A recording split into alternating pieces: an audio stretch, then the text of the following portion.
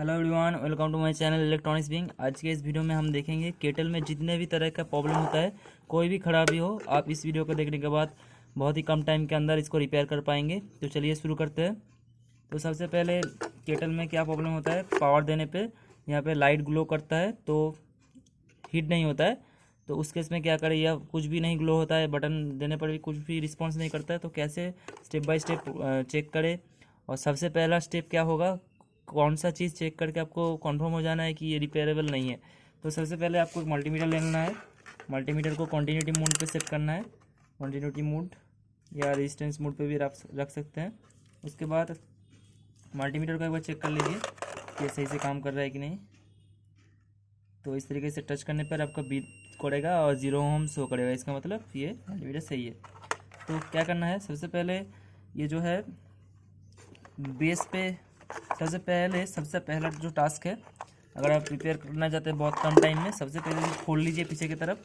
खोलने के बाद सब कुछ निकालने के बाद यहाँ पे जो मेन कॉयल है, जो हीटिंग एलिमेंट है, हमारा रेजिस्टेंस है मेन, यहाँ पे जो हीटिंग एलिमेंट है इसका रेजिस्टेंस चेक करना है। अगर 70 के आसपास रेजिस्टेंस आता है, कोल्ड रेजिस्टेंस, यहाँ पे देखिए इस कॉयल का जो कोल्ड रेजिस्टेंस है 38 ओम आ रहा है, इसका मतलब ये कॉयल सही है। इसके बाद ही आपको रिपेयरिंग का काम शुरू करना है, क्योंकि ये कॉयल अगर सही रहेगा इसके बाद ही आप रिपेयर कर पाएंगे, नहीं तो फालतू का आपका टाइम वेस्ट होगा।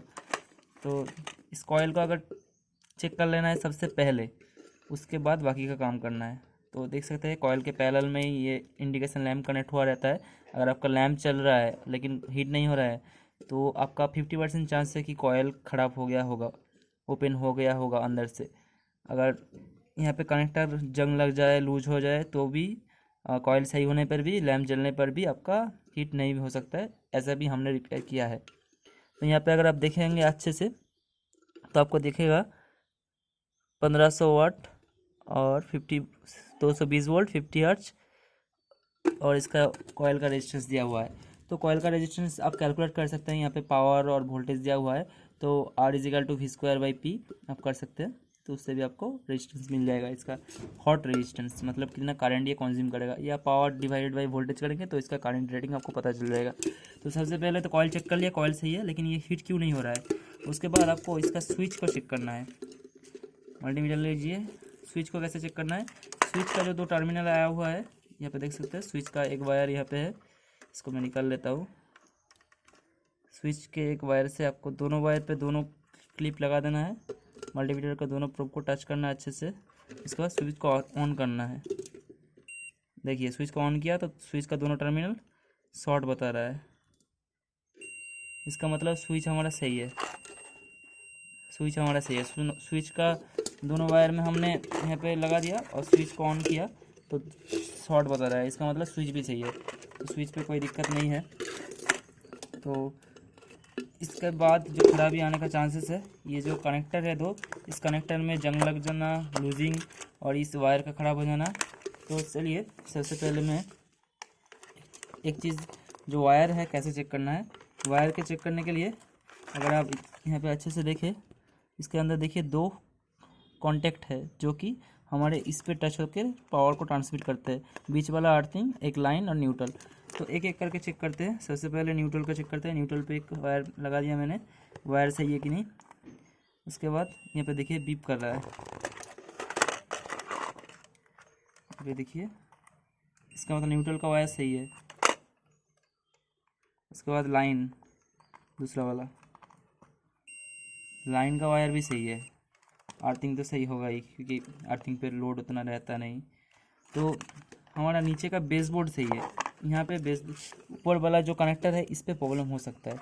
तो उसको चेक करने के लिए सिंपली आप इसको लगा सकते हैं। ऐसे लगाने के बाद वही प्रोसेस, एक कोई भी लाइन और न्यूट्रल पे लगा लीजिए। लगाने के बाद यहाँ पे प्रेस करके रखें और दोनों तरफ जो आउटपुट निकल रहा है वहाँ पे चेक कीजिए। तो देखिए यहाँ पे कोई भी हमें कंटिन्यूटी नहीं मिल रहा है। तो यहाँ पे अगर आप अच्छे से गौर करें तो ये चीज़ आपको बहुत ही कम वीडियो में देखने को मिलेगा। यहाँ पे एक तो जब आपका पानी ज़्यादा गर्म हो जाता है तो भाप के वजह से यहाँ पे एक थर्मल बायोमेटालिक स्ट्रिप होता है वो आपका सर्किट को, इस बटन को ऑफ करा देता है, जिससे कि सर्किट ट्रिप हो जाता है, जिससे कि हमारा ये हीटर बंद हो जाता है। और दो एक्स्ट्रा प्रोटेक्शन के लिए कंपनी इसके अंदर थोड़े ज़्यादा टेम्परेचर पर ट्रिगर होने वाला थर्मल स्विच लगा देते हैं। ये क्या होता है, एक सर्टेन टेम्परेचर क्रॉस करने के बाद ये दोनों प्रेस हो जाता है, ये बायोमेटालिक ये इस तरीके से प्रेस कर देता है, जिसके मदद से यह पे दो, अगर आप गौर से देखें, अच्छे से देखिए, फोकस करता हूँ मैं, यहाँ पे दो कांटेक्ट है, यहाँ पे देखिए अच्छे से आपको दिख रहा होगा हल्का सा, यहाँ पे दो कांटेक्ट है, यहाँ पे ये देखिए, ये वाला वायर और ये वाला वायर डायरेक्टली कनेक्ट नहीं है, इसको दबाने पर ये अलग हो रहा है। इसका मतलब जब हीट होगा तब ये वायर अलग हो जाता है। ये पे देख सकते हैं, आपको दिख रहा होगा, इस कांटेक्ट पे ही आपका जंग लग चुका है, जिसकी वजह से कांटेक्ट नहीं बन पा रहा है। ये जो दो है, ये अगर ट्रिगर हुआ होगा या जंग लगने के कारण इसका कनेक्शन ब्रेक हो गया है या कनेक्ट नहीं हो रहा है, कांटेक्ट रेजिस्टेंस इंक्रीज हो गया है, इसकी वजह से पावर हमारा ट्रांसमिट नहीं हो पा रहा है। तो आप सबसे अच्छा ये कनेक्टर चेंज कर दीजिए, तो आपका प्रोटेक्शन भी रहेगा और काम भी करेगा। लेकिन ये मार्केट में मिलता नहीं, तो हमें इसका प्रोटेक्शन को बाईपास करना पड़ेगा। इसका प्रोटेक्शन अच्छा है, लेकिन क्या करें, अभी करना पड़ेगा, कोई ऑप्शन नहीं है दूसरा। लेकिन ये बटन जो है वो आपका पानी डालेंगे तो ये ऑफ हो जाएगा। ये एक्चुअली तब काम में आता है जब पानी नहीं है, फिर भी आपने ऑफ ऑन कर दिया, तब ये ज़्यादा हीट होने पर ये दोनों ट्रिगर होकर सर्किट को ऑफ कर देता है।